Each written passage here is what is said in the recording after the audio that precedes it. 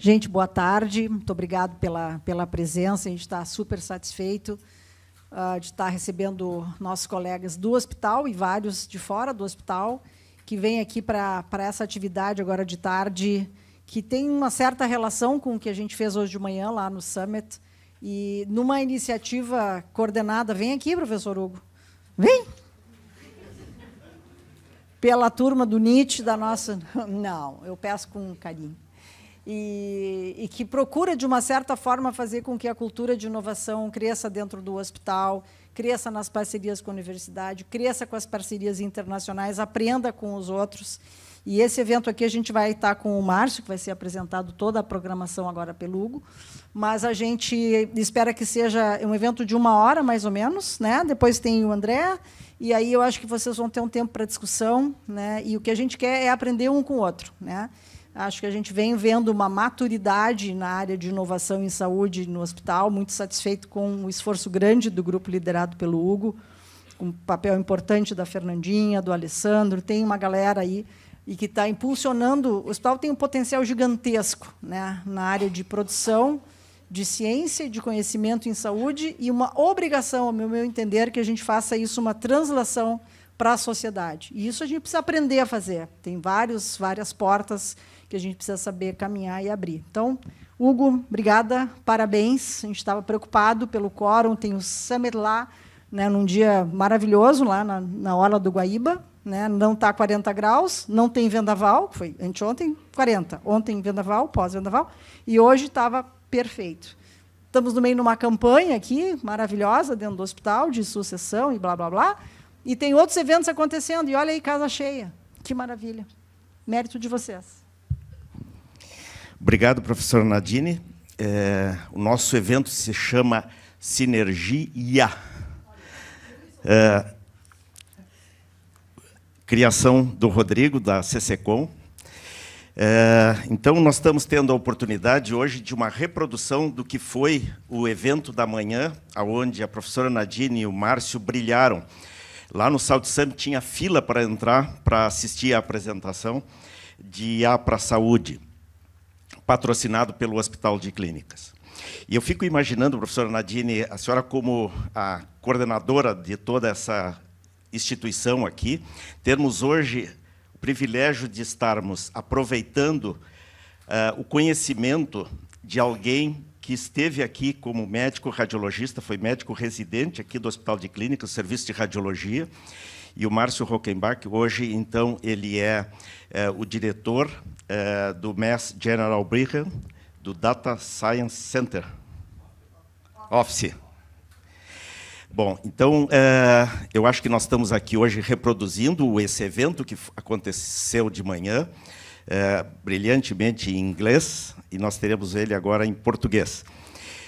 Nós planejamos, primeiro, uma apresentação do André Ávila, o coordenador do CGTIC, do hospital, e depois o doutor Rodrigo Pires Santos, do Centro de Ciência de Dados, onde eles estarão apresentando algo aqui do hospital, para depois, então, nós podermos ouvir o Márcio, e um tempo para debate que será coordenado pela professora Suzy Camei. Então, eu passo a palavra para o André Ávila e fazer a sua apresentação. Nós imaginamos 10 minutos para cada um, o Rodrigo e o André, e depois passamos a palavra para o Márcio.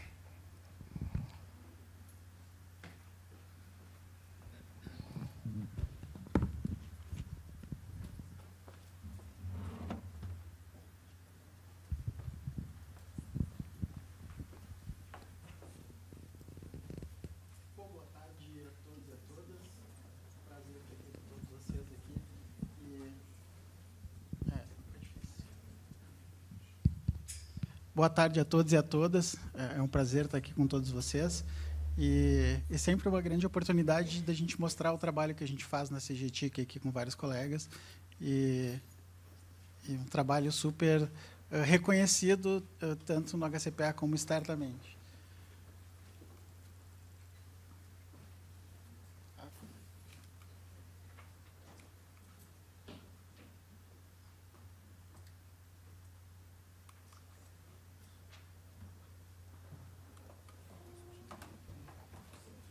deixa que eu fique aqui, então.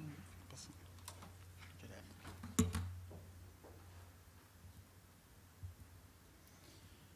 Bom, o AGHUSE, para todos do hospital, já é bem conhecido de todos. A gente, até agora, em grupos de WhatsApp, às vezes até já tem até algumas etiquetas e uns memes, né? E o que é o AGHUSE, né? Acho que para o Márcio, eu conversei com o Márcio pela manhã também, ele não chegou a trabalhar com o AGHUSE porque a gente estava no início do processo ali de migração para o AGHUSE. O AGHUSE é um sistema robusto e abrangente que possibilita os registros de processos administrativos assistenciais, de apoio assistencial e de projetos de pesquisa. E o AGHUSE, a gente tem uma concepção multiprofissional, e aí aqui eu vejo que a gente tem um diferencial muito grande no Hospital de Clínicas, essa possibilidade e essa interação multiprofissional que a gente tem, que agora potencializada pelo Núcleo de Saúde Digital também, agora a gente, com essas outras frentes do Centro de Ciência de Dados também, a gente consegue realizar uma comunicação mais assertiva e ter esses múltiplos conhecimentos e experiências para desenvolver um produto cada vez melhor. E esse produto voltado para a eficiência operacional e por quem conhece o que está sendo feito lá na ponta no dia a dia. A gente também tem uma maturidade em saúde digital, a gente tem são décadas de desenvolvimento de sistema de informática em saúde aqui para o hospital. A gente tem décadas, eu não estou há décadas, mas a gente desenvolve desde a década de 80 ali, a gente já tinha desenvolvimento. Então, a gente já tem uma maturidade, e aqui, falando em saúde digital, não somente desenvolvimento, mas todas as pessoas de negócio das áreas que se envolvem com o desenvolvimento também. A melhoria contínua, a gente trabalha e tem entregas praticamente diárias, a gente está em um desenvolvimento constante e sempre buscando melhorar cada vez mais o AGHUSE para que os memes sejam mais agradáveis, né, professora? Mais alegres.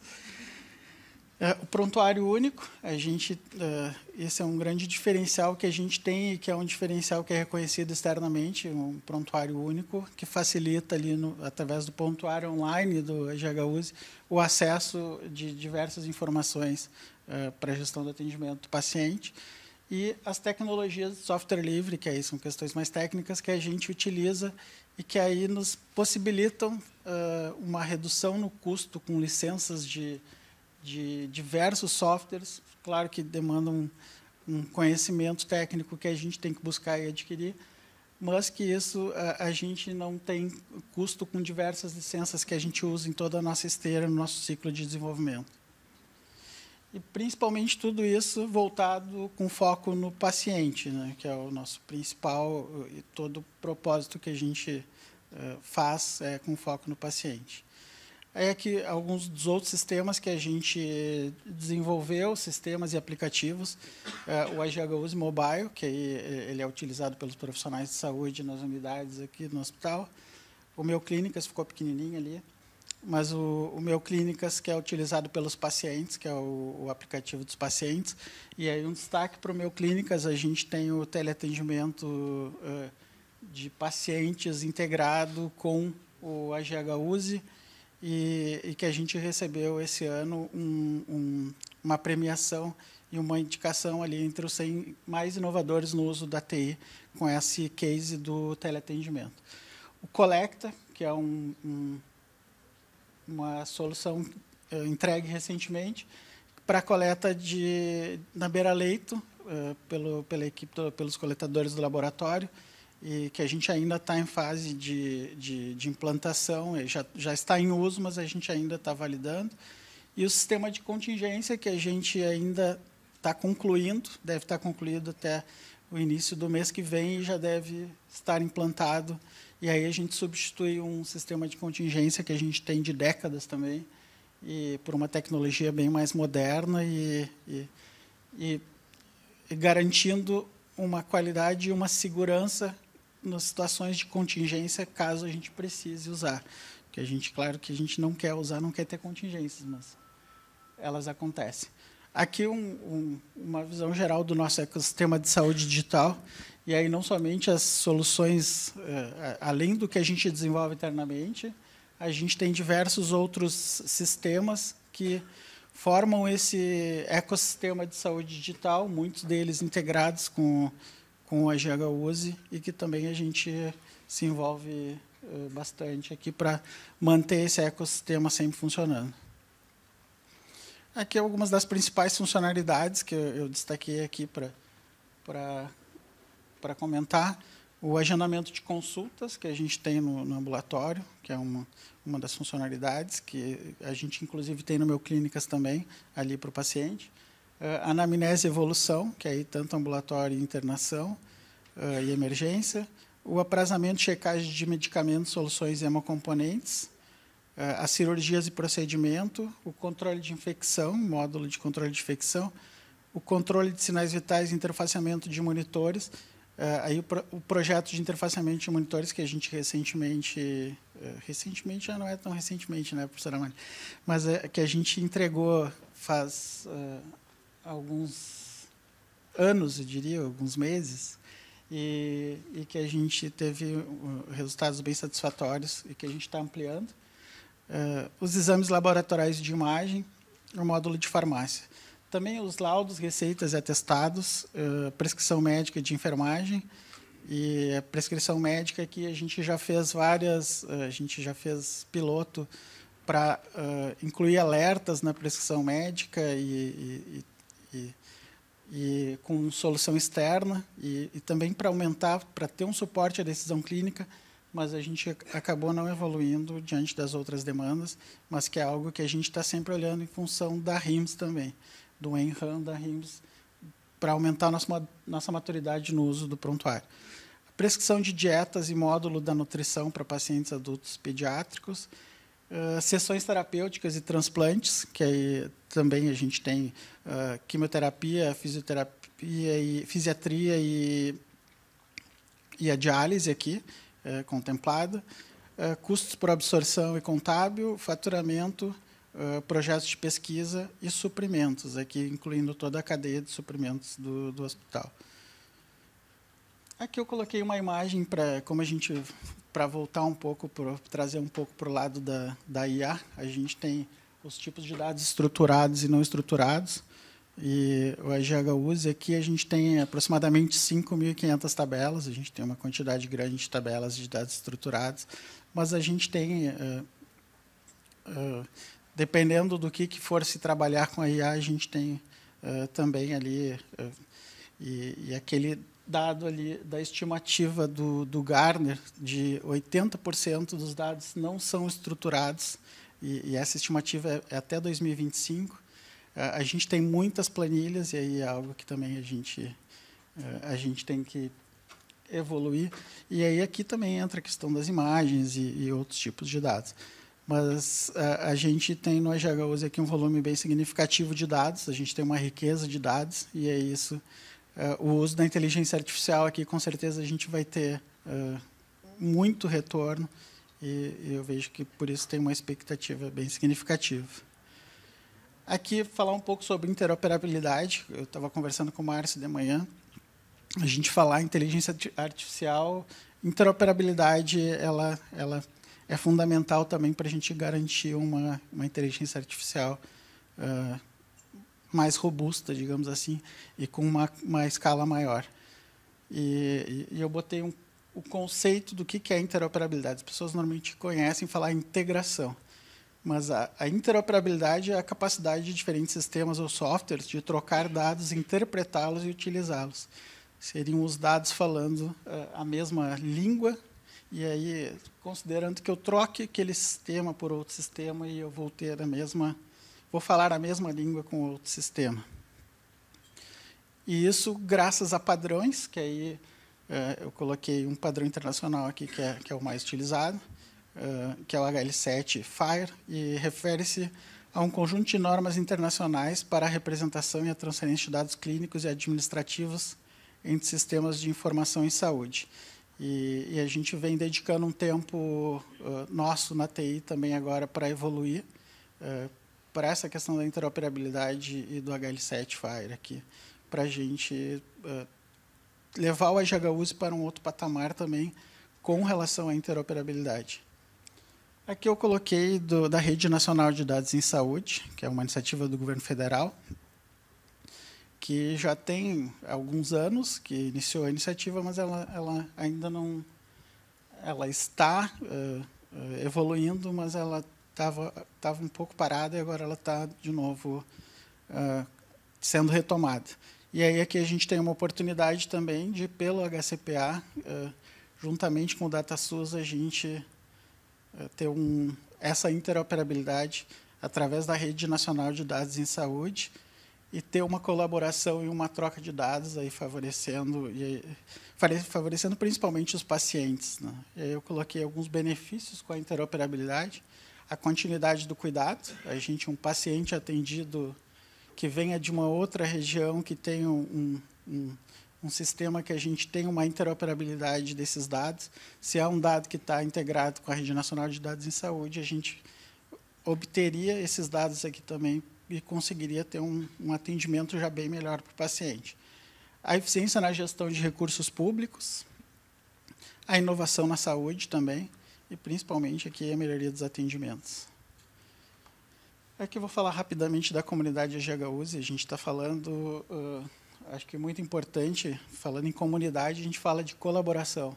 E a gente tem uma comunidade que ela está em processo de crescimento, e aí aqui a gente tem um potencial com a comunidade. Hoje a gente tem um desenvolvimento colaborativo do HGUSE, e a gente pode expandir, e a ideia é essa realmente, é expandir esse desenvolvimento em dados também, e aí com modelos de IA, claro que a gente tem um processo a evoluir também aqui em comunidade, mas é uma experiência super relevante que a gente tem compartilhando o mesmo sistema em diversas instituições por todo o Brasil.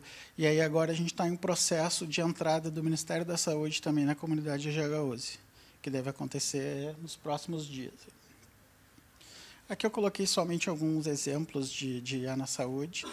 A No Harm, que a gente tem em uso aqui pela farmácia clínica, e alguns de Big Techs que estão usando.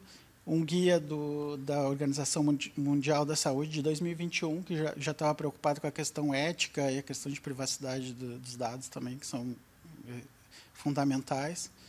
E depois eu coloquei aqui também, agora aproveitando a questão do South Summit também, as Health Techs finalistas, para a gente também, que serão aí. No futuro, a gente vai provavelmente ouvir bastante delas aqui. A Inova, que é uma de detecção precoce de doenças com IA. A FIBO, Plataforma de Saúde e Bem-Estar. A Mamotest, de rastreio e diagnóstico do câncer de mama com IA. A Máxima, que é de soluções em neuroimagens. A Sphere Bio, que é de serviços de biotecnologia. A Metabix, que é de biotecnologia também, e é de prevenção de doenças causadas por vírus e bactérias. A Ostera, que é de reprodução in vitro. A Health ID, inovação na coleta de sangue. A ProBrain, que é de conexões cerebrais e melhora do foco. E a Phage Lab, que é de soluções bacterianas. Bom, e era isso, pessoal. Muito obrigado a todos. Acho que foi rápido demais, mas a ideia era ser rápido.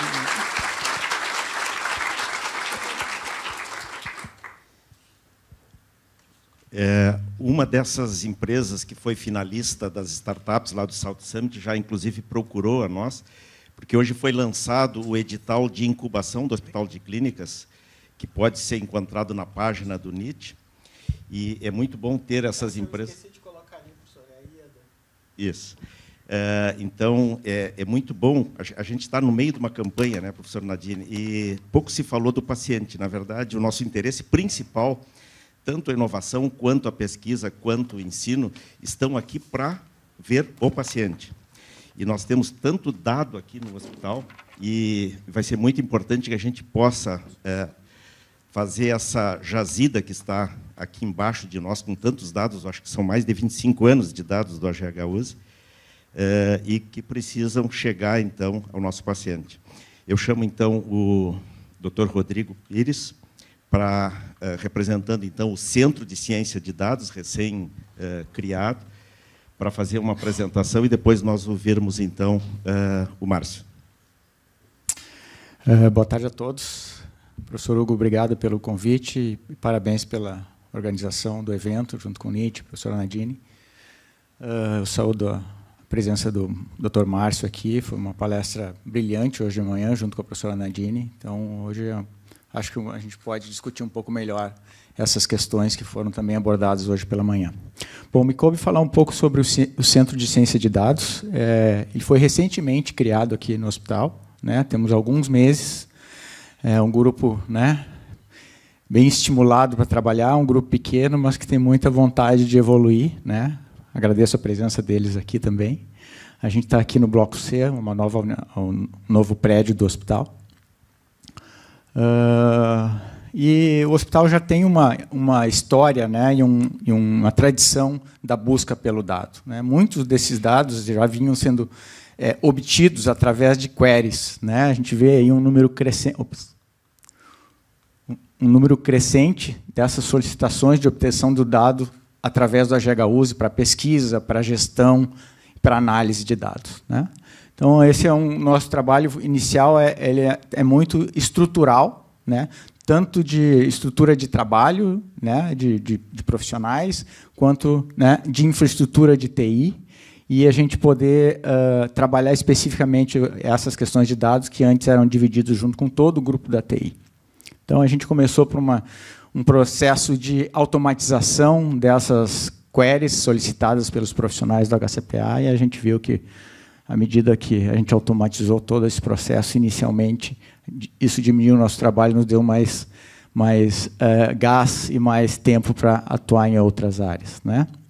Um dos grandes desafios nossos, o HCPA ele tem uma base de dados de gestão e acompanhamento de indicadores já de longa data, né?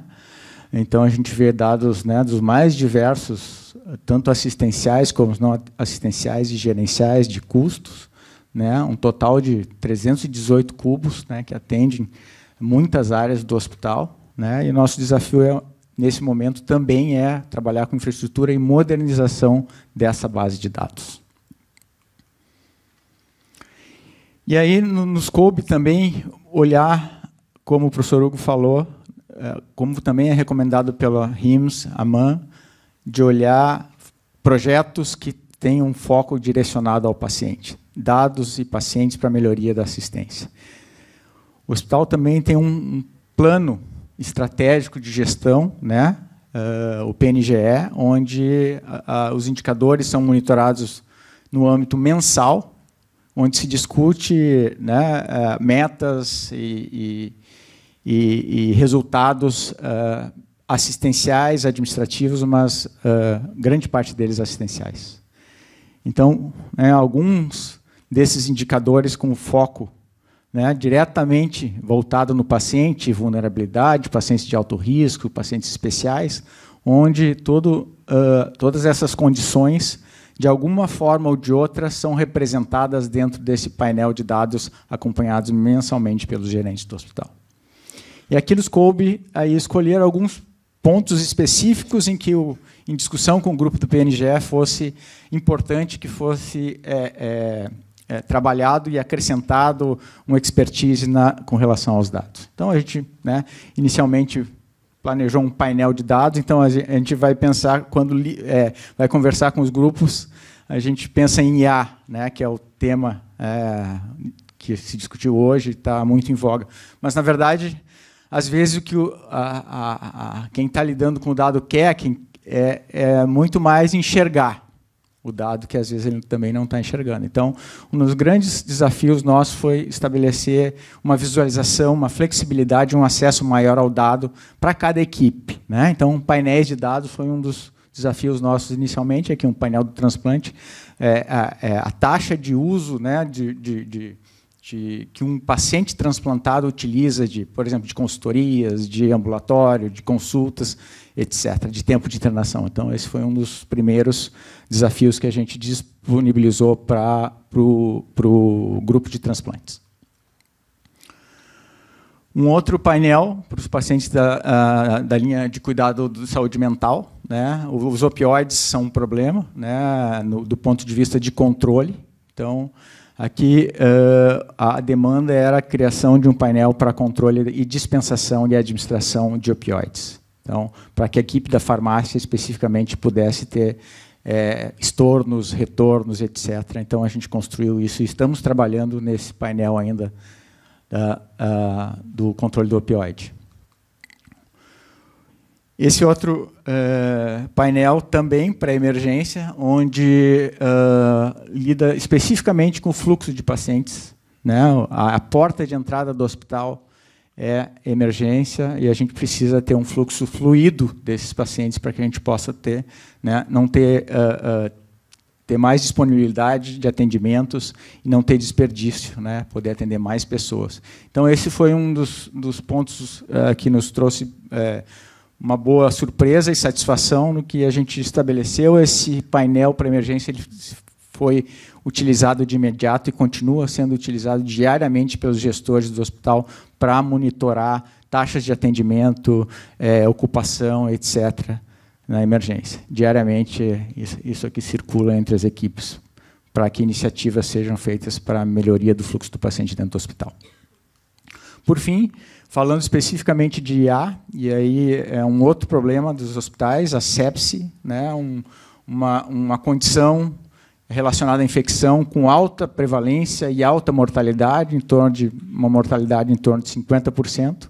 E aqui a gente entende que é o processo mais focado no paciente, assistencial, com relação a esses projetos de dados, e implica na aplicação de inteligência artificial com aprendizagem de máquina aqui, né? A gente tinha uma lista de pacientes marcadas, né, com sepse e não sepse, e a gente utilizou algoritmos de inteligência artificial de aprendizagem de máquina para identificar, que o algoritmo pudesse identificar esses pacientes. Esse é um processo muito caro para os profissionais do hospital, eles gastam muito tempo fazendo, classificando pacientes com sepse, obtendo indicadores desses pacientes, e aqui no hospital, atualmente, por falta, né, de pessoas que façam isso, ele é feito somente na UTI. Nosso objetivo principal é criar esse robô para que ele possa ser identificado de forma universal no hospital para atuar de forma também no futuro preventiva para prevenir uma sepse. E a gente pode ver aqui que, com esses dados somente da UTI, a gente conseguiu uma boa performance em termos, né, de sensibilidade, especificidade, de acurácia, comparável com o que se tem na literatura, né? O nosso momento nesse projeto aqui agora é de olhar para o hospital como um todo. Então, a gente está validando esse mesmo modelo para o hospital geral. Certamente a performance vai ser diferente, provavelmente pior, mas é isso que a gente quer trabalhar, criar um modelo que seja baseado em IA para identificação de sepse para todo o hospital. Ainda, a gente utiliza algumas ferramentas, tem utilizado algumas ferramentas que nos ajudam aí na análise do dado, na compilação do dado, na análise de indicadores, né, como, por exemplo, o EpiMed, para a UTI. Nosso objetivo agora está sendo ampliar para as demais UTIs do hospital e utilizar esses indicadores do EpiMed para melhoria assistencial, com indicadores bem definidos, e olhar também de gestão e qualidade assistencial. E a gente também tem utilizado algumas ferramentas que nos ajudam na análise de dados, e essa aqui é a ferramenta do SHC, que nos permite, né, olhar para bancos de dados não estruturados, com processamento de linguagem natural. A gente tem olhado notas clínicas, evoluções dos prontuários dos pacientes e obtido muitas informações, algumas utilizadas nesses algoritmos de sepse também. Então, é uma ferramenta promissora que tem nos ajudado na análise de dados. Então, nosso objetivo é unir esse nosso expertise clínico, né, com uma expertise digital, incluindo pessoas no trabalho com os dados, e na análise e na manipulação desses dados, com privacidade, segurança, qualidade e agilidade, e ser uma referência interna para o hospital nas questões de análise avançadas de dados com inteligência artificial. Obrigado.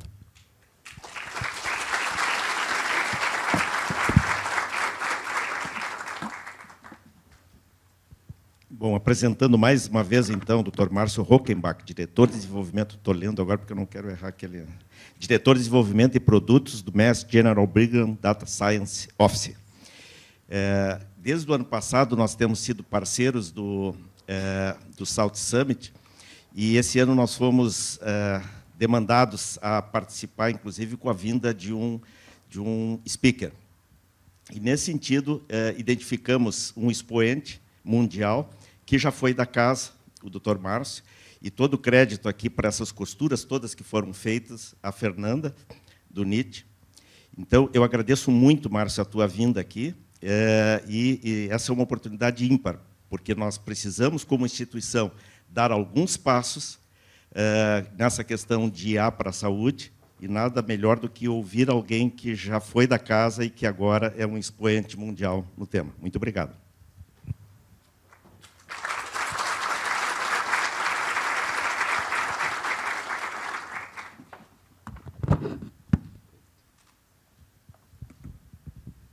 Bom, em primeiro lugar, muito obrigado pelo convite. Fico super feliz com o convite aqui do Clínicas para participar do Summit, para essa atividade aqui. E, claro, pelo lado pessoal, de estar de volta para essa casa, onde eu fiz radiologia, passei um tempo aqui, 2013 até 2016, na verdade, 2017. E, enfim, tenho muito carinho pela instituição, pelas pessoas que trabalham aqui. Então, para mim, pessoalmente, é muito gratificante estar aqui podendo falar um pouquinho da experiência que eu estou adquirindo lá fora. Assim. Então, agradeço também o convite. E, para a palestra de hoje, eu pensei assim, em dividir basicamente em 3 partes.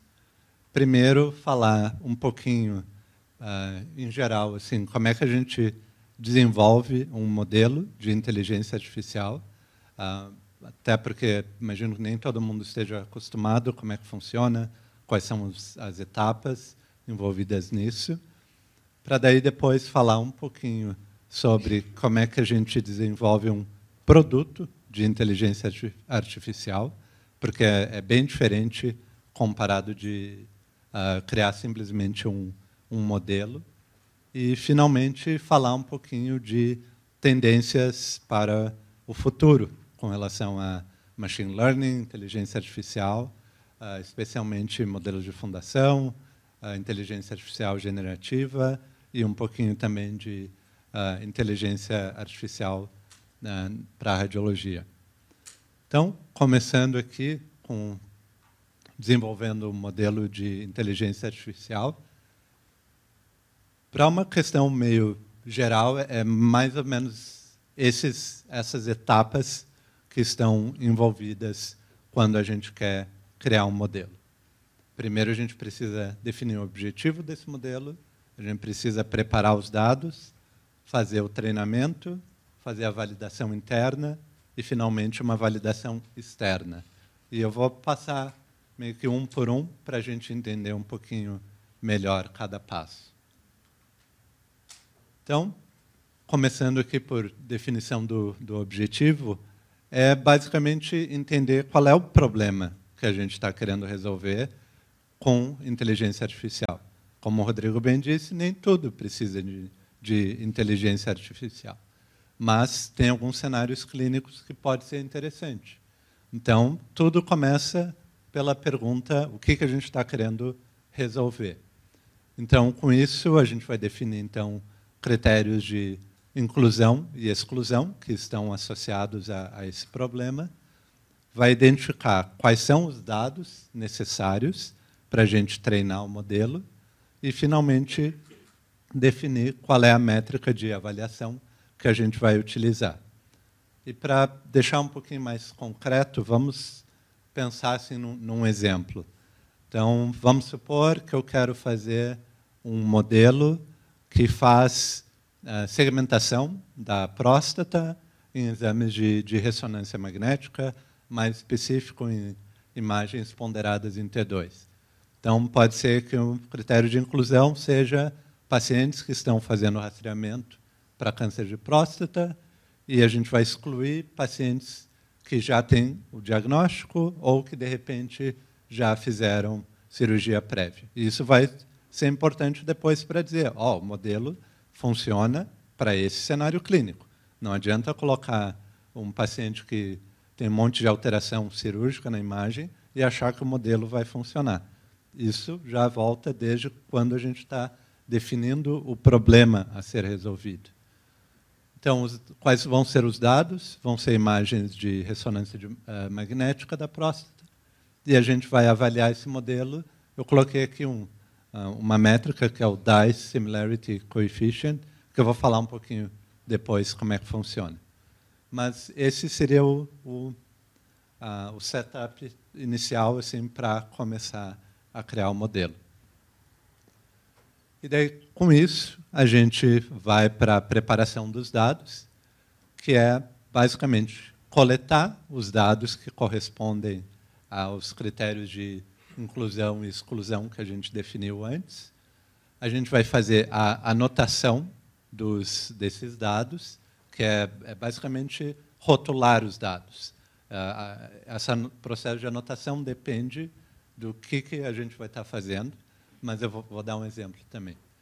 E a gente vai pegar esses dados que a gente coletou e vai dividir em 3 grupos, de treinamento, de validação e de teste.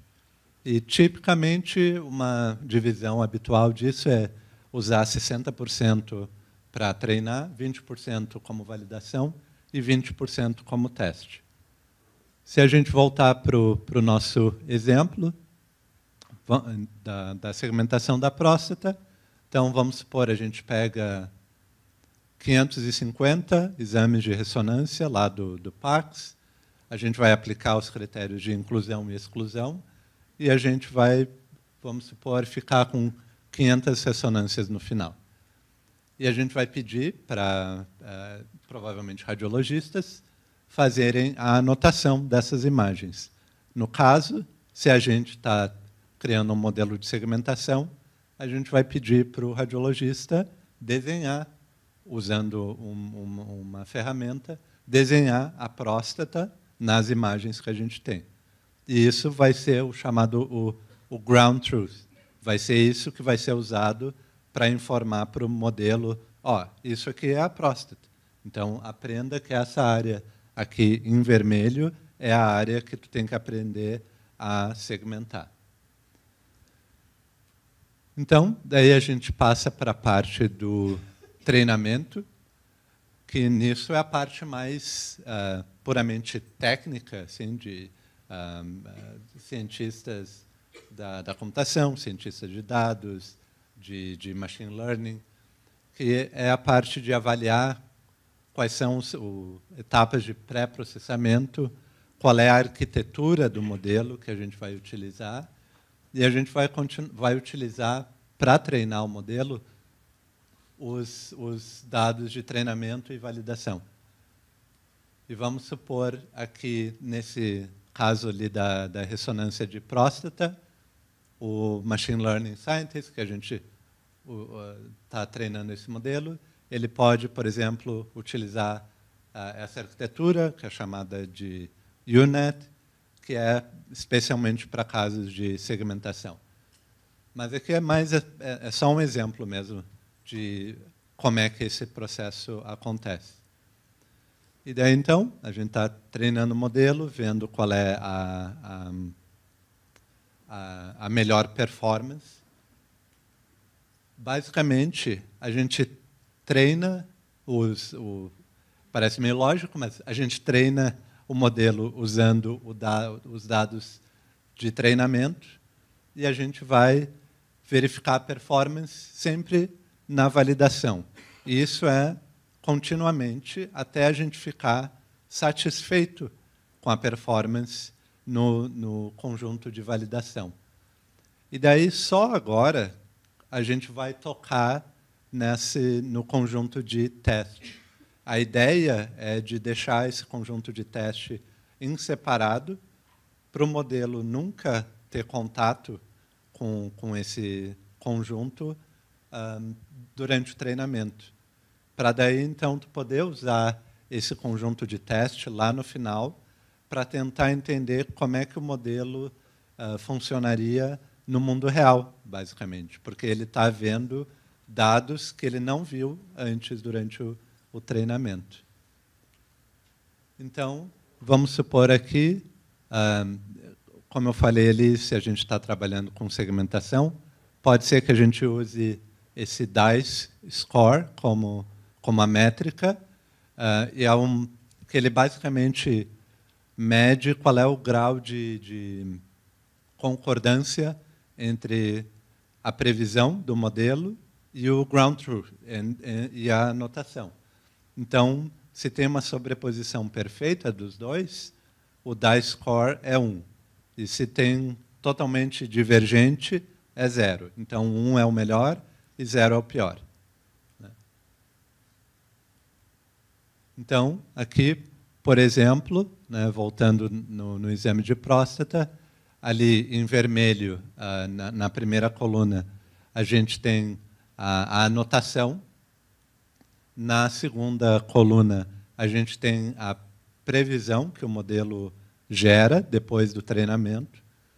E na terceira coluna, a gente tem basicamente a sobreposição dos dois, que é onde a gente faria o cálculo desse DICE score. Então, aqui nesse modelo, vamos supor que a gente tem um DICE score de 0,94 na validação e 0,92 de teste. Então, é um resultado bastante bom, próximo do 1. E, estando satisfeitos com isso, a gente passa, então, para a validação externa. E daí, agora, a gente está realmente tentando ver como é que esse modelo funcionaria no mundo fora do lugar onde ele foi treinado. Então, é basicamente avaliar o desempenho do modelo em conjuntos de dados externos, por exemplo, em outras instituições. E isso também vai ajudar a identificar vieses e limitações do modelo. Então, pode ser que, por exemplo, tem um algoritmo desenvolvido aqui no Hospital de Clínicas, usando os dados daqui, e agora, bom, vamos buscar exames na Santa Casa, vamos buscar exames no Moinhos e ver como é que o modelo se comportaria com dados de outras instituições. E vamos supor aqui que nesse nosso modelo de segmentação prostática, a gente vai procurar 3 instituições e pegar 100 casos de cada instituição. A gente executa o modelo e daí vai avaliar qual é o resultado. Então, olhando novamente pelo DICE score, pode ser que na primeira instituição a gente tenha um resultado de 0,91, que ainda é bastante bom. Se a gente for na instituição B, pode ser que seja 0,93. E daí pode ser que aconteça o caso de a instituição C, a performance cair. Vai lá para 0,72. E daí é nesse momento que a gente vai basicamente fazer uma análise de subgrupo para tentar entender o que está acontecendo e o que a gente pode fazer para melhorar esse desempenho. O que pode ser uma causa disso, né? Por exemplo, pode ser, nesse caso ali da ressonância de próstata, onde a gente treinou os dados usados para treinamento, pode ser que os exames tenham sido adquiridos só com scanners, sei lá, da Philips, da Toshiba e da GE. E daí vai na instituição C, eles têm da Siemens. Então, é um tipo de dado que o modelo não viu durante o treinamento e que, por mais que para o observador, o radiologista, ele facilmente consegue ver a diferença e adequar o seu julgamento a diferenças no exame, o mesmo não pode ser dito para algoritmos de inteligência artificial. Então, ter uma base de dados diversa, de várias instituições, com abrangência nacional, internacional, realmente vai ajudar o modelo a ficar mais robusto e ter uma performance boa, não só no lugar onde foi treinado, mas também fora. Então, isso aqui é meio que claro que tem mais nuances, mas é um mapa de como que um modelo de inteligência artificial é normalmente desenvolvido. Mas, né, e o que a gente pode fazer com isso, né? Tem milhões de aplicações de modelos de inteligência artificial na saúde, desde diagnóstico, isso muito a ver com a radiologia, detecção de doenças, classificação, tratamento personalizado, que é essa ideia de, bom, tem tantos dados, um paciente gera tanto dado individual, né? Dados de laboratório, exame físico, exames de imagem, exames genômicos. Será que a gente não consegue criar um modelo que pega todos esses tipos de dados e vê relações entre esses dados que a gente ainda não viu? Então, essa é a ideia dessa parte de tratamento personalizado. Modelos preditivos, de fazer previsão de desfecho para que tu possa intervir mais precocemente, eficiência de custos. Um modelo lá que a gente trabalhou, por exemplo, era com relação a tentar fazer a previsão de pacientes que teriam a mais probabilidade de faltar a um exame marcado. Então, tu tem pacientes agendados e, a partir de certas características dos pacientes naquela agenda, tentar achar quais são os mais prováveis de não comparecer no hospital para poder fazer uma intervenção talvez simples. Ligar para o paciente, ter certeza de que ele vai poder ir, porque tanto lá quanto aqui, recursos são limitados, então a gente tem que estar sempre tentando otimizar recursos e custos também. Monitoramento remoto, né? Se a gente muito de paciente ser tratado em casa, ao invés de ser no hospital, com monitorização contínua, e de repente podem ter modelos de inteligência artificial que ficam constantemente monitorando esses pacientes e podem avisar se tem alguma chance de a evolução ser ruim.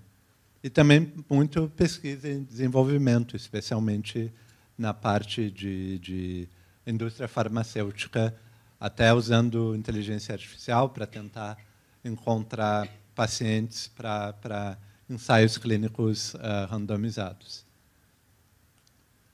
E falando agora, mudando então para a parte do produto, né?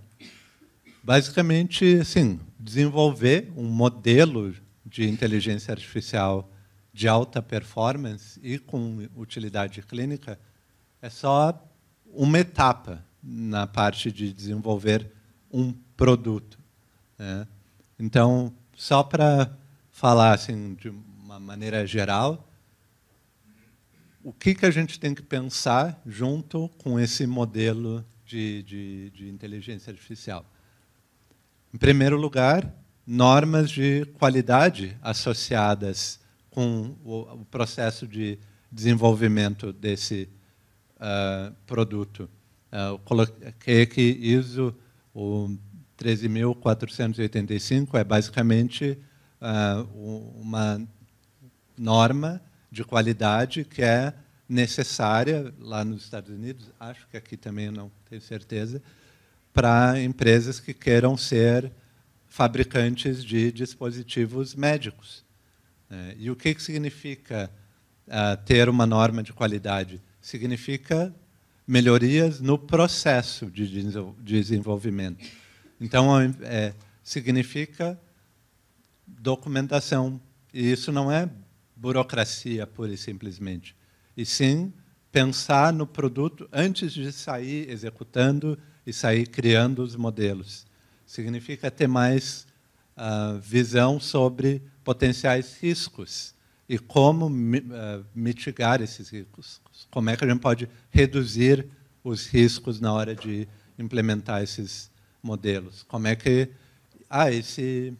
E se me derem o exame errado para eu rodar no modelo? O que vai acontecer? São várias outras questões que tu tem que colocar no entorno do teu modelo para ter certeza de que ele vai ser eficiente e seguro de ser utilizado.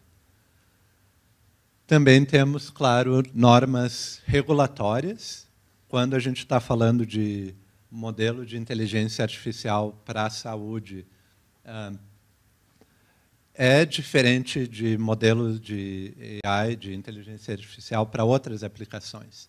Porque a gente está, muito provavelmente, fazendo um diagnóstico, classificando um paciente, e tudo isso, pelo menos lá nos Estados Unidos, entra na categoria de um dispositivo médico. É um software como dispositivo médico. Então, tu não pode simplesmente pegar o teu modelo e jogar na parte, na clínica, sem ter o FDA, ou aqui a Anvisa, ou na Europa o CE Mark, para dizer, não, esse modelo é seguro, foram apresentados dados que demonstram que ele tem uma boa performance e está agora liberado para ser utilizado. E, claro, também, se quer criar um produto, tem que pensar também no modelo de negócios. Como é que vai ser comercializado esse produto? Vai ser vendido uma licença anual? Vai ser pagamento por caso? E daí nisso entra também muito a questão de como é que a gente vai financiar inteligência artificial e a adoção. Quem é que vai pagar por essas soluções, né? E eu diria que essa é uma questão que não está resolvida.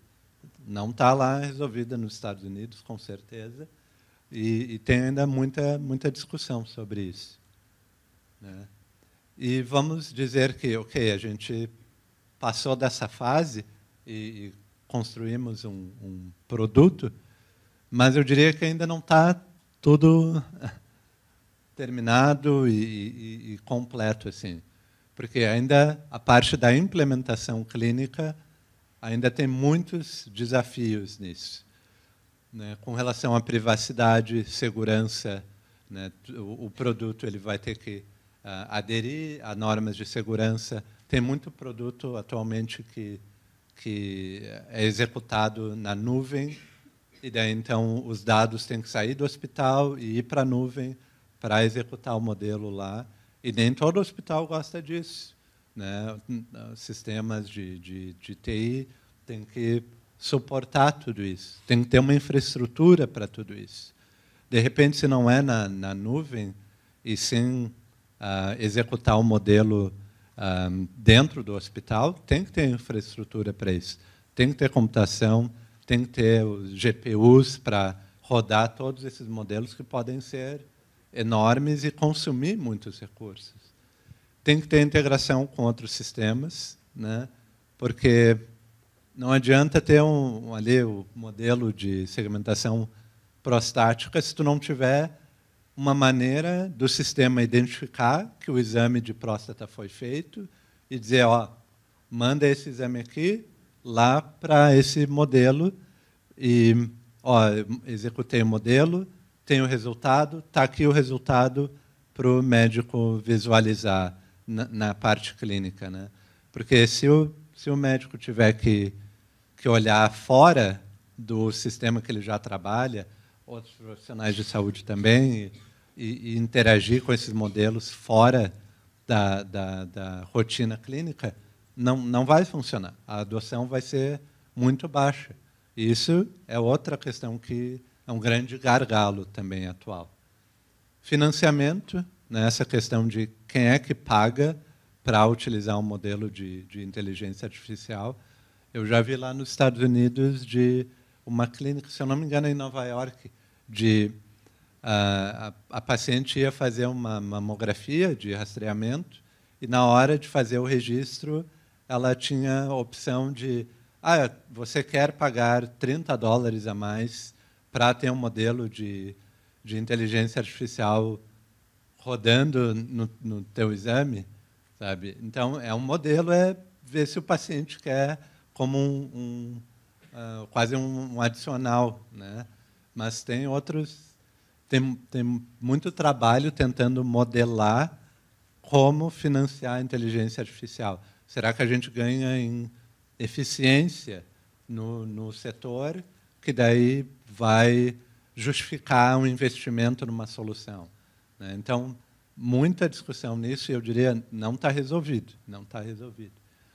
E também a questão governança e monitoramento, né? Quem é que vai decidir quais são os modelos que vão ser implementados no hospital? Uma vez que o modelo é implementado, como é que vai fazer o monitoramento da performance desses modelos, né? Tá funcionando bem, não está funcionando? Se tem 10 modelos rodando ao mesmo tempo, qual é o que tem prioridade, né? Então, tem toda essa questão de governança que também precisa ser pensada. Então, são vários aspectos assim, que fazem a adoção de inteligência artificial. Tem muita coisa saindo em termos de modelos muito legais. Tu pode ter coisas muito legais de produtos, mas assim, de implementação clínica em larga escala, ainda é um processo que está engatinhando, ainda está em evolução. E, assim, para ter uma ideia, isso aqui são dados lá do FDA, do número de dispositivos médicos utilizando inteligência artificial e machine learning aprovados por ano e por especialidade. Então, aqui eu diria que a tendência é bem clara, né, de que há um crescimento praticamente exponencial ali, começando em 2016. Isso aqui foi atualizado, os últimos dados disponíveis eram do final do ano. Quando sair totalmente de 2023, eu não teria muita dúvida de que provavelmente superou 2022, e isso vai meio que continuar acontecendo, né? E a radiologia, ali em vermelho, segue sendo, digamos, líder nesse sentido. Eu acho que tem muito a ver, porque a radiologia já tem muito dado estruturado, já fica muito mais fácil de correr atrás das imagens. A radiologia tem alguns objetivos, algumas tarefas que tu consegue traduzir bem para uma aplicação de inteligência artificial. Mas mesmo que tenha tudo isso já aprovado e muito mais ainda sendo desenvolvido, a adoção ainda está engatinhando, como eu falei ali. Mas eu não tenho muitas dúvidas de que é questão de tempo. Tempo para tudo isso ficar mais disseminado. E daí eu queria também, nessa parte final aqui da aula, falar um pouquinho também de tendências do futuro. E, primeiro, assim, começar dizendo que o que eu falei aqui, especialmente das etapas do desenvolvimento de inteligência artificial, é tudo no que a gente fala de inteligência artificial estreita, ou narrow AI, que é quando a gente treina um modelo para uma tarefa específica. E, normalmente, a gente vai precisar de dados, é uma tarefa supervisionada, que a gente fala, que a gente dá os dados com anotações para o modelo, então, treinar e aprender com essas anotações. E meio que no extremo oposto, a gente tem a inteligência artificial geral, né? E talvez tenham visto esse termo sendo usado na imprensa e em reportagens, que seria basicamente uma inteligência geral semelhante à humana, que é uma inteligência artificial que se adapta a muitas tarefas, né? Então, ela não precisa treinamento específico. Então, a gente tem, num extremo, essa IA estreita, do outro lado, a IA geral, e é muito difícil prever quando, ou melhor, e se a gente vai realmente conseguir desenvolver uma inteligência artificial geral. Mas nesse sentido, o que tem acontecido muito nesses últimos meses é o desenvolvimento desses modelos de fundação, que são modelos treinados numa quantidade enorme de dados, muitas vezes sem precisar de anotações, e que eles podem ser adaptados a uma ampla variedade de tarefas. Então, por exemplo, a gente falou da ressonância lá de próstata, que a gente usou 500 ressonâncias de próstata para treinar. Pode ser que com um modelo de fundação para segmentação bem geral, a gente tem esse modelo de fundação e, para desenvolver essa parte de segmentar a próstata, a gente só vai precisar de 10 exemplos, ao invés de 500. Ou 20, ou 30. É difícil prever, assim. Mas é uma evolução, digamos assim, no caminho de ir para essa inteligência mais geral.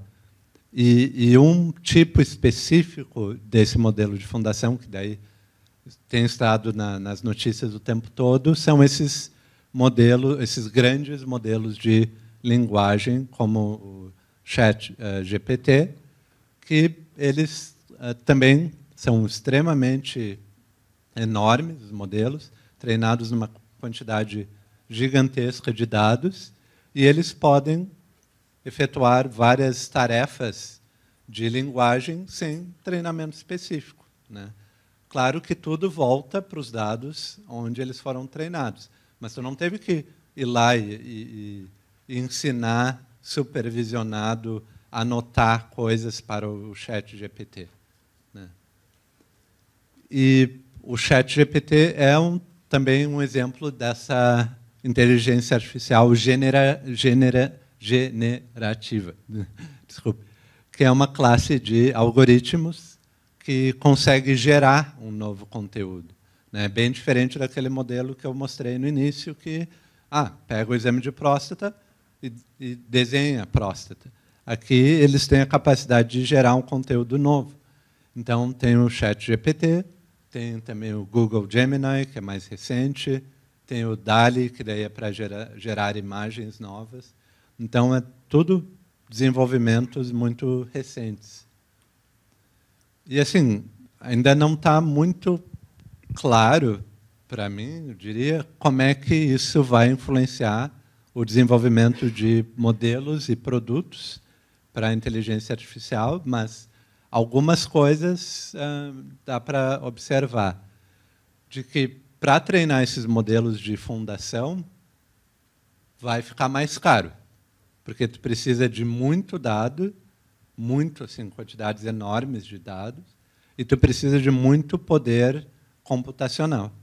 Então, se for ver modelos de fundação, são geralmente lançados por esses grandes players da indústria, Google, Microsoft, OpenAI.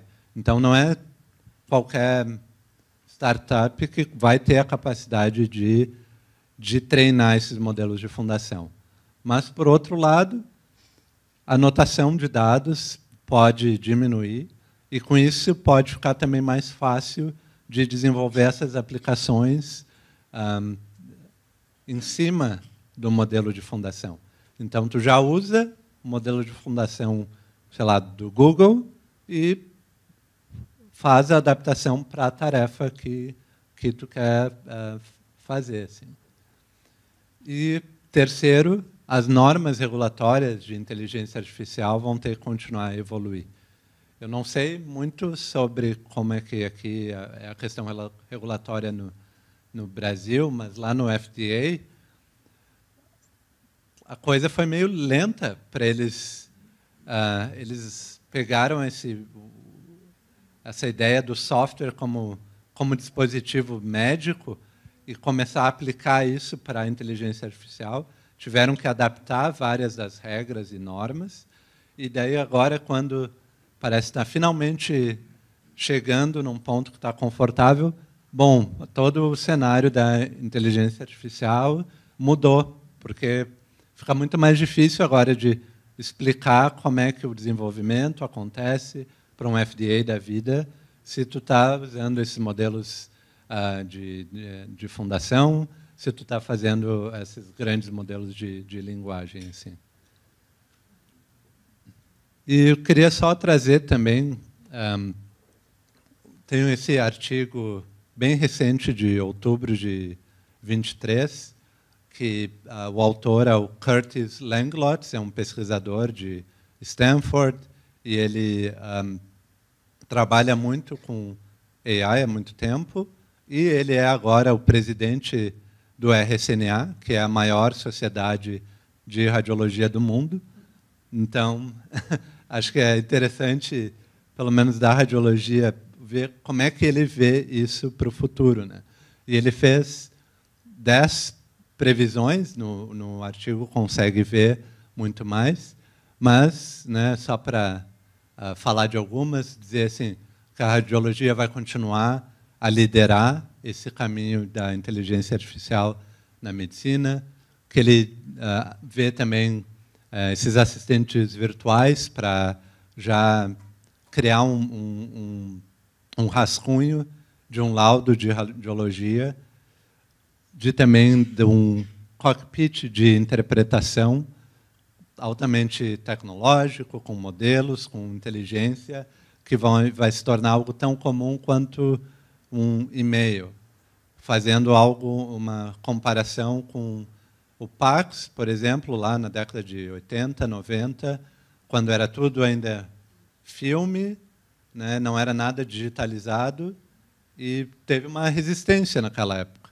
E hoje em dia, ninguém pensaria em voltar para interpretar filme. É tudo no Pax, é tudo digital. Então, assim, por favor, convido a ler o artigo, mas vai tudo se tornar realidade? Não sei. E vai ser tudo em um ano? Com certeza não, né? Mas é interessante de ver a visão de alguém que está altamente dentro desse caminho e está liderando a Sociedade Norte-Americana de Radiologia. Então, é isso. Muito obrigado.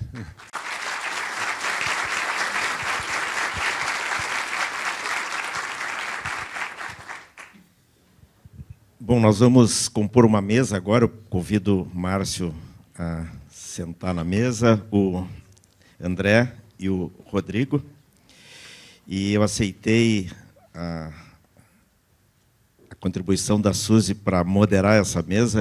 Tem momentos que a gente tem que reconhecer as nossas limitações. Eu não me sentia bem nessas cabeças aí. Eu vou só me reservar o direito de fazer um questionamento aqui, representando os pobres mortais, que é a questão da interpretabilidade. Que eu acho que eu entendi que a inteligência artificial em saúde passa por vários momentos, e na saúde ela tem uma questão muito especial, que a proteção, a segurança e a ética são diferentes de todas as outras áreas.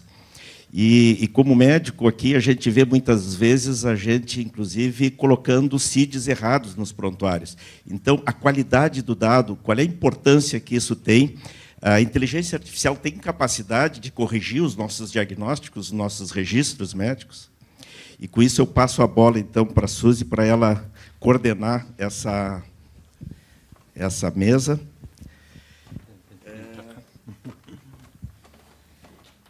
Bom, então, primeiro dizer que é uma alegria ver essa casa cheia desse jeito. Dá medo, né, Rodrigo? Porque, e André, o tamanho da audiência é o tamanho da expectativa em cima do nosso trabalho. Então, a gente já fica apreensiva. Mas agradecer, Márcio, assim, eu acho que a gente vem falando desse assunto já há alguns anos no hospital, e você conseguiu dar uma clareza que eu espero que todos que estejam aqui, né, consigam estar na mesma página para a gente conversar sobre esses modelos, sobre a implementação. É muito importante isso que você traz, a diferença de desenvolver um modelo e um produto. A gente tem a ânsia de que aquele modelo, no dia seguinte, se torne um produto e possa ser usado, e o Márcio deixou muito transparente o quão difícil é essa transposição.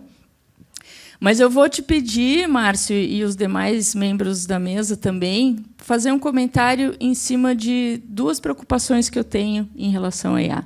A gente tem um grupo aqui no hospital que começou com o André, com a Helena, e o Rodrigo e outros colegas discutindo IA na saúde. E, desde aquela época, a gente sempre foi muito crítico, porque, né, parece uma solução para todos os nossos problemas, e eu acho que, quando a gente tem essa capacidade de enxergar, antever os problemas, a gente corre menos risco. E dois problemas muito graves que eu enxergo. E aí eu fico feliz de ver a Márcia, o Goldin aqui na plateia, que são as nossas referências na ética. Então, um dos problemas são as questões éticas. A gente esquece que as bases de dados foram construídas por humanos, então elas contêm todos os vieses da nossa sociedade. Então, se tu puder falar um pouquinho de como você tem visto essa preocupação, no desenvolvimento dos modelos. E uma outra preocupação também muito grande é em relação ao letramento estatístico, ou probabilístico. A gente está acostumado com coisas que são certas na vida. E a IA traz uma incerteza, e às vezes eu fico muito feliz que o ChatGPT alucina para as pessoas entenderem o quão errado isso pode ser. Então, como é que a gente transmite isso? Que as pessoas não se joguem nas soluções de IA com a mesma certeza que a gente tem com outras coisas na nossa vida. Obrigada. Bom, deixa eu ver assim. Começando, então, pela parte da ética, 100% é algo que se fala muito, e eu diria que tenta...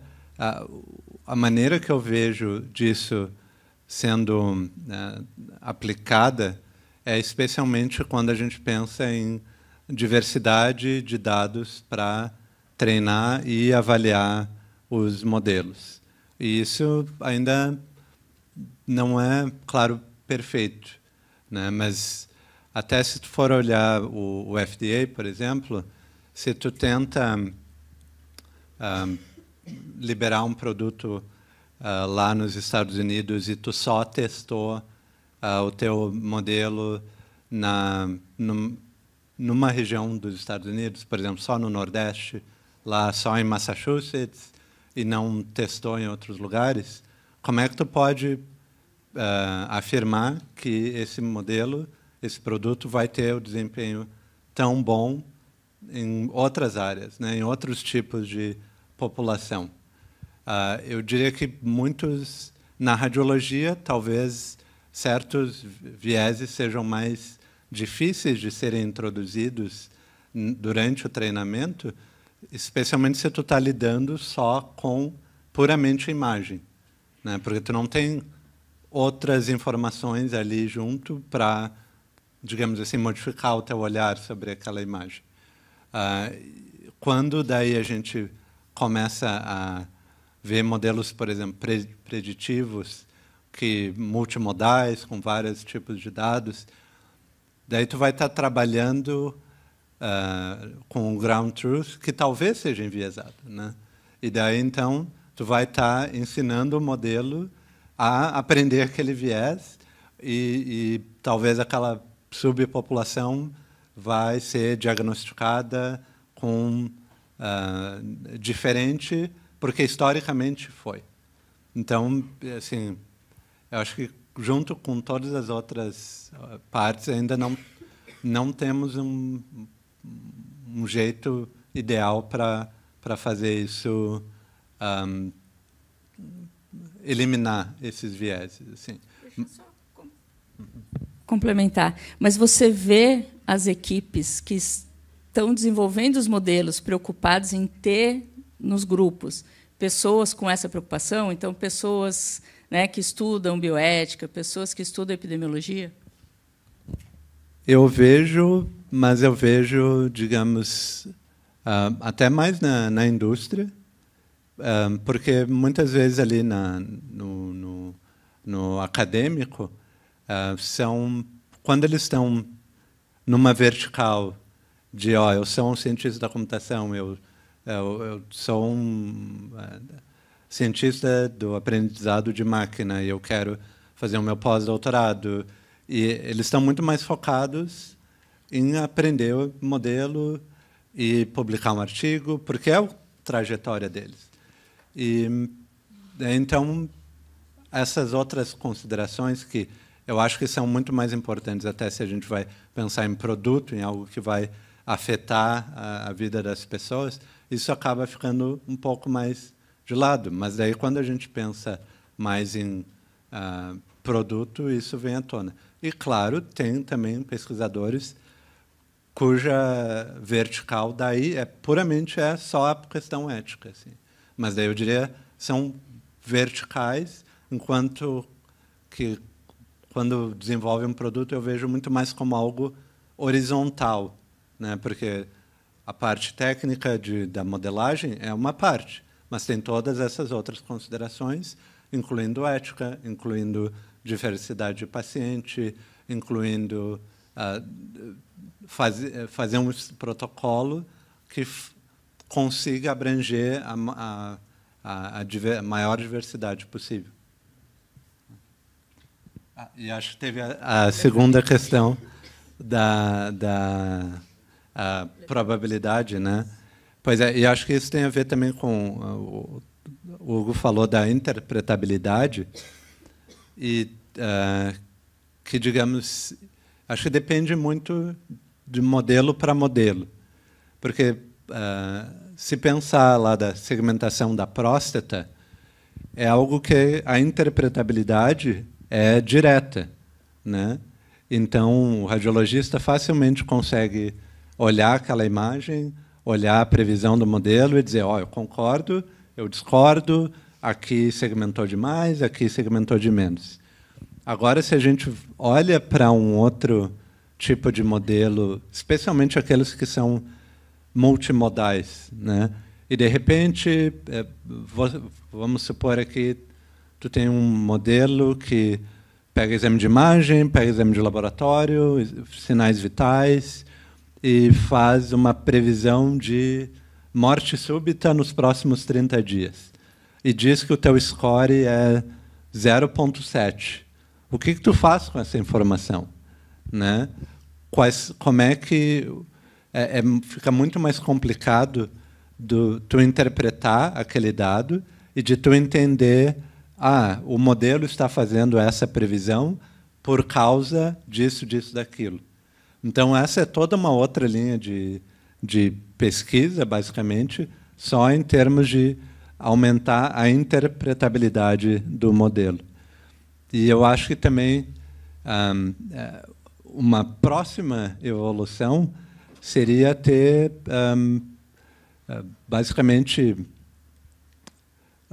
guidelines de associações incorporando esse tipo de coisa, né? Porque, sei lá, para a American Heart Association, tu vai lá e eles vão ter um guideline sobre risco de infarto, por exemplo. Se o paciente é assim, tem que fazer isso. Se o paciente é desse outro jeito. Idealmente, no futuro, a gente vai ter essas soluções melhores, a gente vai poder ter, de repente, até ensaios clínicos demonstrando um braço com a IA, um sem a IA, o limiar do normal a normal agora é 0,7. Se for acima de 0,7 faz isso, se for abaixo de 0,7 não faz nada, né? Então acho que a gente está ainda naquele parte inicial de a gente criou um modelo, te deu esse score 0,7 e o que eu vou fazer com isso? Provavelmente o que eu faria, bom, vou olhar os dados, vou tentar entender por que é que ele chegou nessa conclusão, mas fica difícil de tu justificar uma ação baseada simplesmente numa predição que tu talvez não possa entender. Respondi mais ou menos. Não sei, André, Rodrigo, querem fazer? Acho que nessa mesma linha, eu te pergunto como que vocês fazem na entrega do produto e essa colaboração junto com nessa jornada que vocês desenvolvem o produto, quem é que participa, os Clinical Champions, que tu havia comentado, e como é que é essa distribuição dentro da instituição depois, não digo pela alfabetização, mas por esse uso também, para tornar factível e para ter continuidade daquilo que tu está entregando ali, de produtos de IA. Bom, então, acho que só para, antes de entrar nessa pergunta, só para dar um contexto assim, da instituição, então eu faço parte lá do Mass General Brigham, que é uma instituição lá de saúde, Massachusetts, mais de 80 mil empregados e faz muita pesquisa, mais de 2 bilhões de dólares por ano só em pesquisa. E então é uma instituição enorme e o nosso grupo fica dentro dessa instituição. E o nosso grupo, que é o Data Science Office, a gente faz esse desenvolvimento de modelos e de produto 100% em parceria com a indústria. Então, a gente tem esse viés de a gente não está desenvolvendo um modelo simplesmente para fazer um artigo ou para um congresso, e sim a gente está implementando essas medidas para virar um produto. Então, o jeito que a gente colabora é tipicamente assim, a gente tem um parceiro da indústria que vai dar o financiamento e que também vai participar das decisões do produto. E na nossa instituição, a gente vai ter daí os clínicos do Mass General Brigham para ajudar a definir os objetivos do modelo, né, porque também não adianta criar um modelo que não tem utilidade clínica. Daí a gente vai ter os pesquisadores de Machine Learning que são da instituição, que são ali da Harvard Medical School, e eles vão ser responsáveis por fazer o treinamento dos modelos, e a gente tem o acesso aos dados do hospital. E daí o nosso grupo fica quase como uma ponte interligando a empresa, interligando o Clinical Champion, interligando o pesquisador de Machine Learning e fazendo todo o gerenciamento do projeto com essas certificações de ISO 13485, sempre com essa visão, porque a gente ainda está dentro de uma instituição acadêmica. Então, o nosso papel é traduzir entre a indústria e a academia como é que a gente pode criar uma parceria para desenvolver. Não sei se alguém da plateia quer fazer alguma pergunta.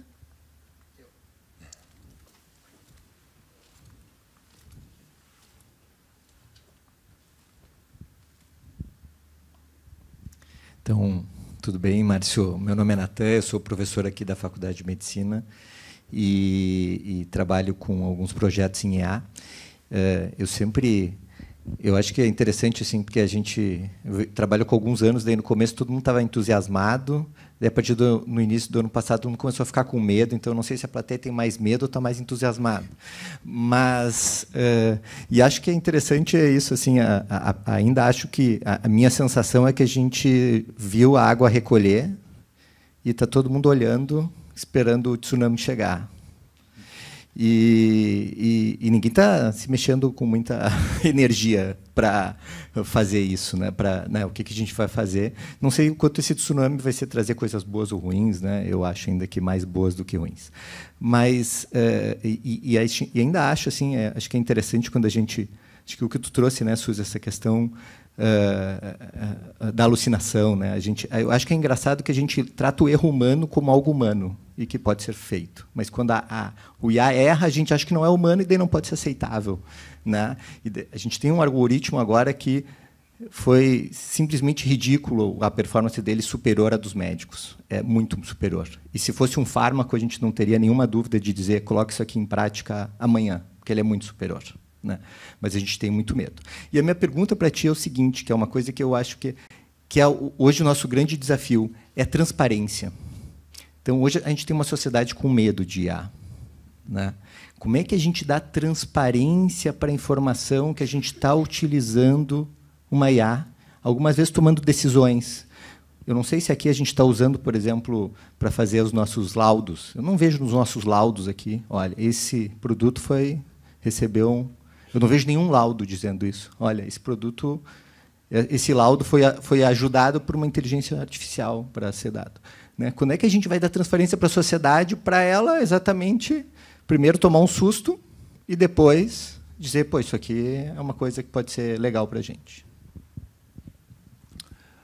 Obrigado pela pergunta. Assim, eu acho que faz total sentido e teve esse hype muito inicial, né?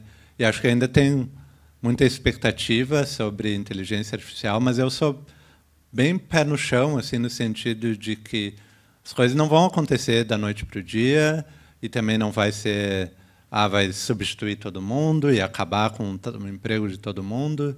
E eu acho que essa parte da transparência também entra muito nessa questão também da integração e da governança dos modelos quando a gente vai utilizar.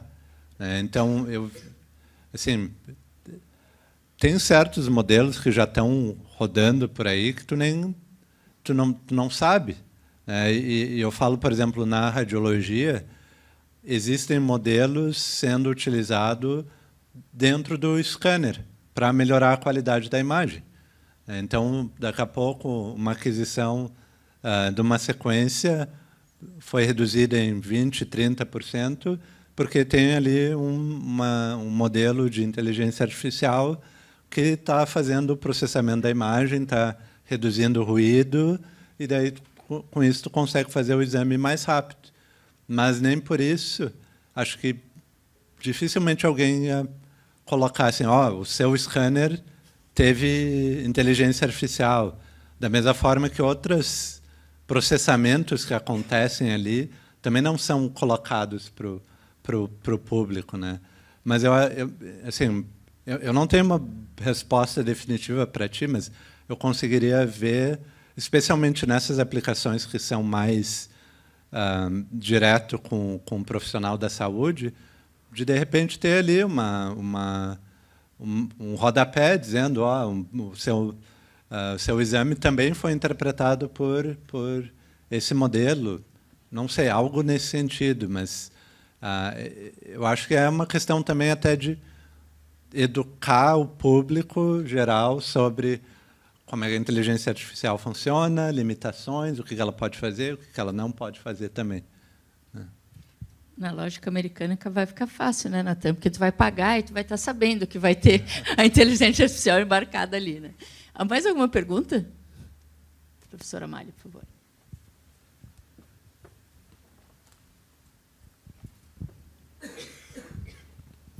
Então, boa tarde, Márcio. Muito obrigada pela tua explanação tão simples, uma linguagem que todos nós aqui, eu acredito, podemos aprender aí e reativar também alguns conceitos que a gente já conhecia, né? A gente se conheceu hoje pela manhã ali no South Summit, e eu sou professora da Escola de Enfermagem e tenho começado a ler um pouco mais sobre essa temática, porque é impossível estar trabalhando na saúde num hospital como o nosso e não tentar utilizar isso. Então, bem recentemente, a gente se aventurou num projeto de pesquisa, né, com a Ninon, que está aqui. E eu fiquei pensando muito assim, nós temos, o professor Hugo falou, né, a gente tem uma jazida aqui no hospital, né, com mais de 20 anos de dado no nosso AGHUSE. E eu vejo que, para nós, aqui no hospital, para mim, o que é bastante difícil hoje é a validação externa, porque a gente tem muito dado nosso, né, e a gente consegue desenvolver, né, possíveis bons modelos para a nossa realidade, que é bastante diversa, né, de outros hospitais públicos federais, por exemplo, né. E eu queria que tu falasse um pouquinho sobre isso, assim, talvez tu já tenha até respondido um pouco da minha pergunta, né, porque lá tem a questão da parceria com a indústria, mas, assim, academicamente, como vocês têm desenvolvido a validação externa dos modelos? Obrigada. Deixa eu complementar a pergunta, acho um excelente tema que a Amália trouxe. Falar um pouquinho. Eu tenho uma crença, tá? Que muitos modelos eles são locais. Eles dificilmente poderão ser usados externamente. E aí, então, complementar essa pergunta, né? Qual a tua visão sobre isso também? Essa questão de compartilhamento de dados, novamente, é meio que algo que está em processo da gente tentar criar ferramentas melhores, sabe? E é um problema lá também. E tem sido muito, a gente tem tentado resolver isso muito mais ainda a nível de instituição para instituição, sabe? Então um pesquisador daqui conhece um pesquisador lá na Flórida, e daí se conversam, cria um contrato para permitir uma troca de dados, né? Então tem muito isso de instituição com instituição. Começo a ver também algumas iniciativas a nível nacional das sociedades se organizarem, por exemplo, lá o American College of Radiology, de criar um repositório de imagens, sabe, de facilitar, de dar pelo menos a infraestrutura para o modelo de uma instituição poder ser executado em dados de outra instituição.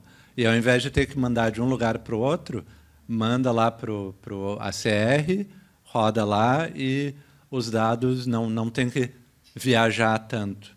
E daí, então, se tu vai para nível mundial, bom, daí é pior ainda, porque, por exemplo, os Estados Unidos é muito reticente em enviar dados para fora.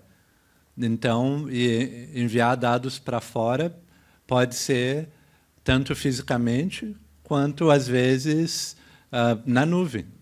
Então, pode ser que uma empresa ou alguma coisa assim tenha uma aplicação que está rodando na nuvem, mas é num servidor na Europa, tu não pode mandar os dados. Se está num servidor nos Estados Unidos, tu pode.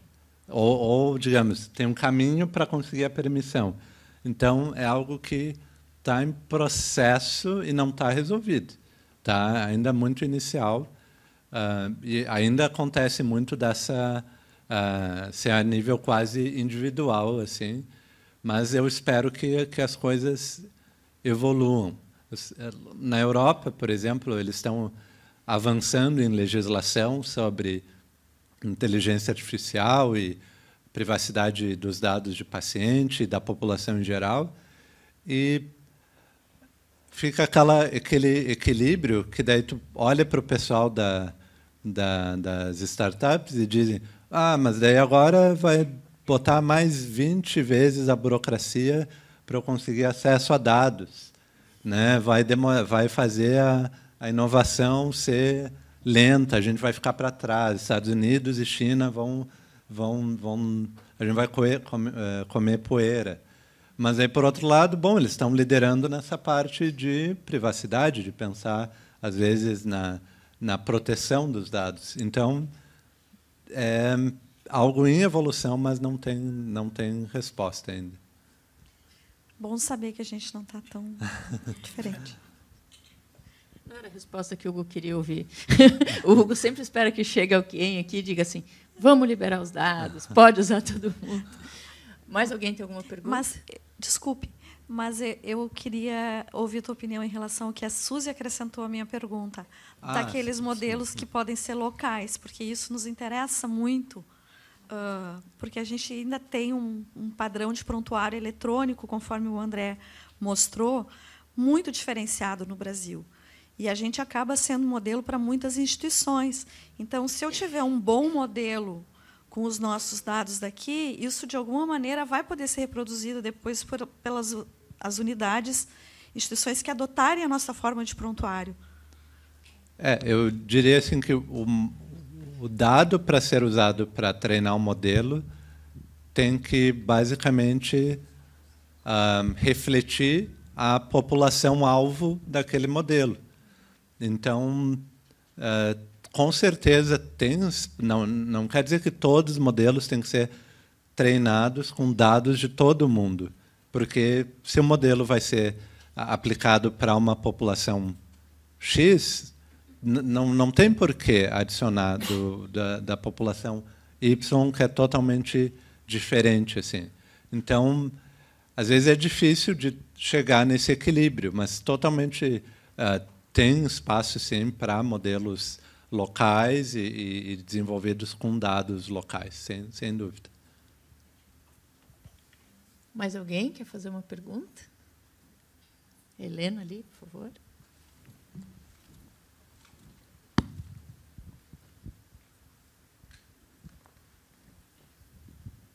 Oi, Márcio, obrigada aí pela tua apresentação. Eu vou fazer uma pergunta que talvez fuja um pouco do que tu faz no dia a dia, porque teus dados já são dados estruturados, digamos assim, e de imagem, né? Mas eu sei que tem gente lá em Harvard discutindo a questão do prontuário médico. O David Bates é um pesquisador que trabalha com bastante coisa de qualidade e segurança também, que é a área que eu trabalho. O que se discute, que tu acompanha assim, o quanto que a necessidade da gente criar modelos, né, enfim, preditivos, modelos que ajudem a gente a fazer diagnósticos, o que quer que seja, pode interferir no prontuário, na entrada de dados do prontuário eletrônico, né, e moldar um pouco isso, né? Isso é uma coisa interessante, porque eu sou preocupada um pouco com isso, assim, com a coisa ergonômica dos prontuários, né? E a gente está falando aqui de dado, e esse dado é produzido por alguém que está atendendo o paciente, assim. Então, o que se discute, assim, tu acompanha isso, enfim, essa preocupação? Assim, eu diria que dados de prontuário, a gente tem alguns projetos também que usam, que não são da radiologia. Eu diria que, assim, como foi falado aqui, é a questão de serem dados não estruturados, né? Muitas vezes dados escritos puramente digitando. Então, dois grandes problemas ali é de, em primeiro lugar, organizar esses dados, e especialmente quando a gente pensa em transferir dados para outras instituições, é como fazer a anonimização daquele dado não estruturado. Porque quando é imagem médica, é bem direto ao ponto. Tem ali o DICOM, tem as tags do DICOM, tu sabe exatamente como fazer. E daí, na parte desses, quando tu tem um texto escrito à mão livre, fica muito mais difícil, tu pode ter muito mais identificadores ali, e daí isso também dificulta ter mais projetos sobre isso e validação de dados sobre isso. Eu vejo, acho que tu perguntou até bastante sobre a parte de entrada de dados, né? E eu vi alguns soluções de utilizar esses grandes modelos de linguagem, como o ChatGPT e tudo mais, para tentar mesmo escutar a consulta e criar um sumário, né? E, enfim, eu fico cautelosamente otimista, porque que legal que pode ter isso, mas como é que a gente vai ver a questão das alucinações?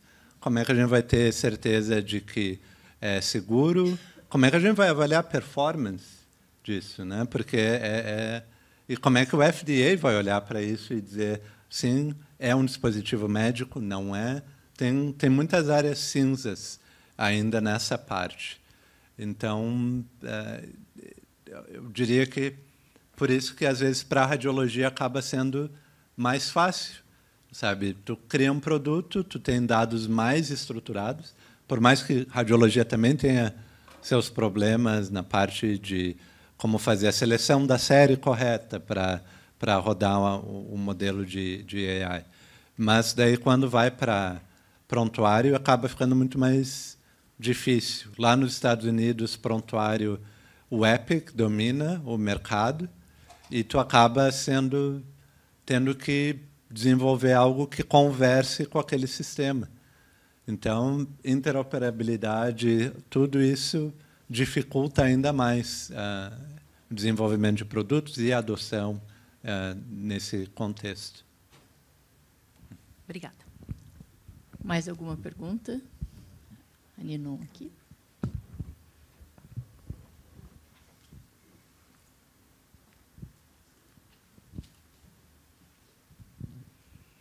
Boa tarde, eu sou Ninon, professora da enfermagem também, que nem a Fátima.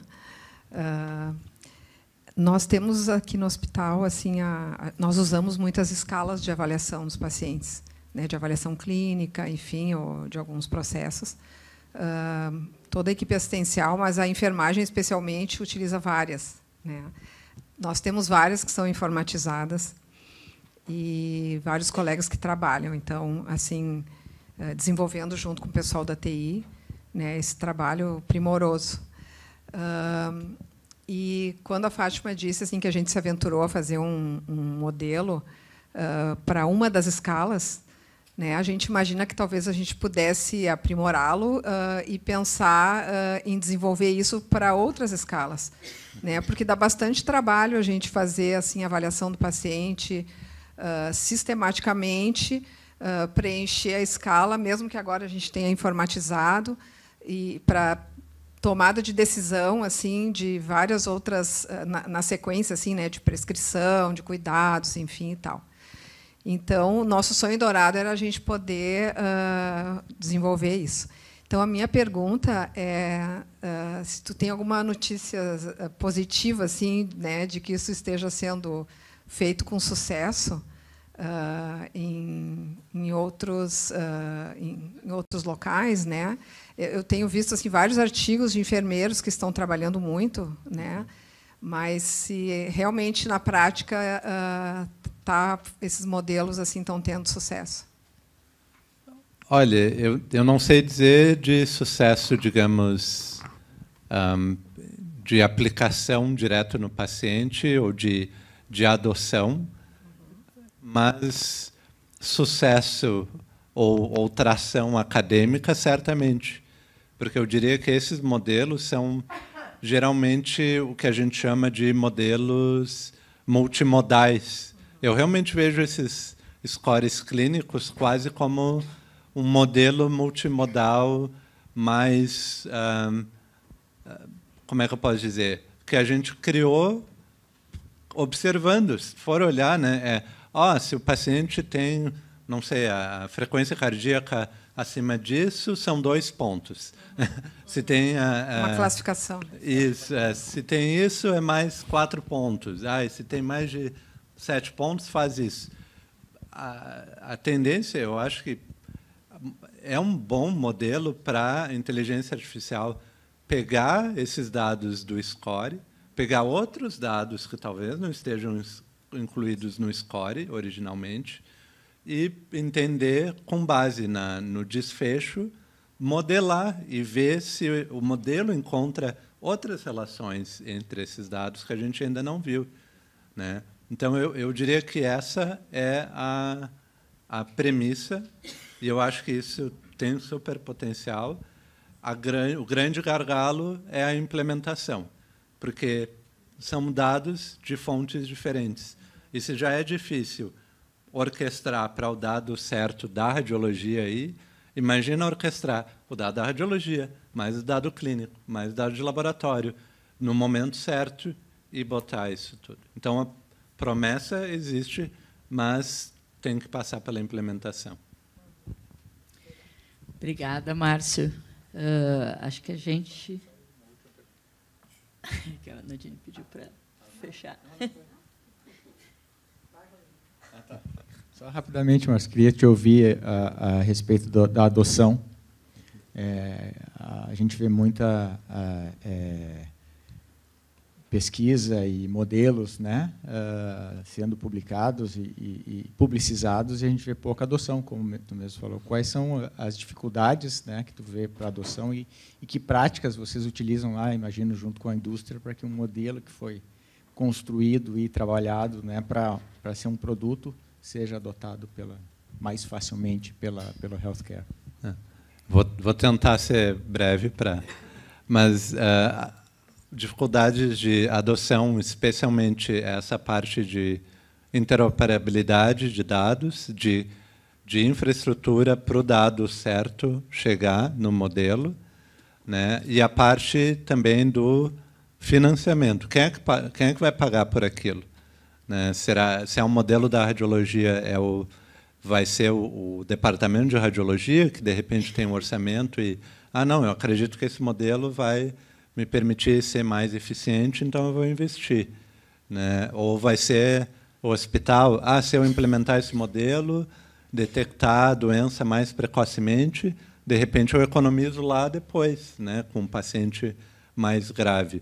Mas eu diria que esse é um grande gargalo da adoção. E assim, o que a gente tem trabalhado ali dentro do Mass General, a gente tem uma governança de AI, a gente tem um grupo para meio que avaliar modelos, mas muito assim, até com caráter olhando ainda pela pesquisa e de assim oferecer os modelos para serem utilizados em o que a gente chama assim de shadow mode. Ele não está exposto para todos os clínicos, simplesmente para alguns selecionados para interagir com aquele modelo, fazer pesquisa, para, de repente, isso facilitar a adoção futura. Então, Márcio, mais uma vez, muito obrigada pela sua participação, né? Acho que a gente teve um momento muito rico de discussão, de um assunto que é de interesse da nossa instituição. Espero que a gente construa uma parceria, né, para a gente continuar essas conversas, né, daqui para frente. Acho que a gente tem bastante a aprender com vocês. Obrigada e obrigada a toda a plateia. Muito obrigado.